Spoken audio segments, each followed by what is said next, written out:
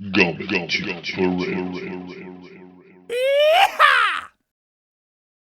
Bonjour à vous les gambitubeurs et les gambitubeuses, bienvenue à vous dans cette quatrième vidéo de l'étude du graphème pH. Pour cette séance, tu auras besoin de ta fiche de fluence sur les textes du graphème pH, mais aussi de ton cahier de dictée.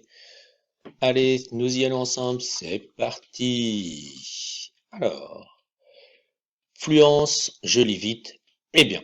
Donc, on prend sa fiche de fluence, 3 niveaux de lecture, soit niveau 1, soit niveau 2, soit niveau 3. Vous choisissez le niveau qui est adapté aux compétences de votre enfant et je rappelle qu'il faut qu'il lise le plus rapidement possible le petit texte qui est ici. S'il a mis moins de 1 minute pour le lire, vous marquez le temps qu'il a mis pour le lire. S'il n'a pas terminé, vous marquez le nombre de mots lus.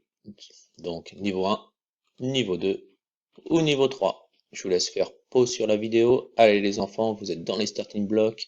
Je vous souhaite une bonne lecture et à tout à l'heure. Alors j'espère que tu as lu très vite et que tu as bien lu. Félicitations pour ton travail. On poursuit. Maintenant, on va faire ensemble la dictée. Je te laisse prendre ton cahier de dictée et ton crayon. Alors, dictée du jour, donc sur l'étude du graphème pH, on va commencer d'abord par essayer de trouver le nombre de mots de cette dictée. C'est important de bien segmenter les mots. Donc je te dicte la dictée et tu comptes le nombre de mots de cette phrase. La dictée est la suivante. Le petit éléphant est orphelin, Sophie le soigne. Je rappelle, je redis, le petit éléphant est orphelin, Sophie le soigne. Alors, combien as-tu trouvé de mots? Alors, il y a dans cette phrase 3, 1, 2, 3, 4, 5, 6, 7, 8 mots. Alors, le petit éléphant est orphelin, Sophie le soigne. D'accord? Si on regarde la phrase, donc on l'a ici, donc le petit éléphant est orphelin, Sophie le soigne. Alors, je rappelle qu'il y a 3 niveaux de dictée, soit niveau vert, soit niveau orange, soit niveau bleu. Lorsque vous choisissez le niveau que vous allez faire comme dictée avec vos parents, soit niveau vert, soit niveau orange, soit niveau bleu, on regarde ensemble les difficultés de cette dictée.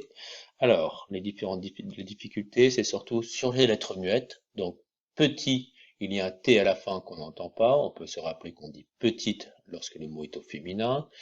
Éléphant, il y a aussi un T à la fin qu'on n'entend pas.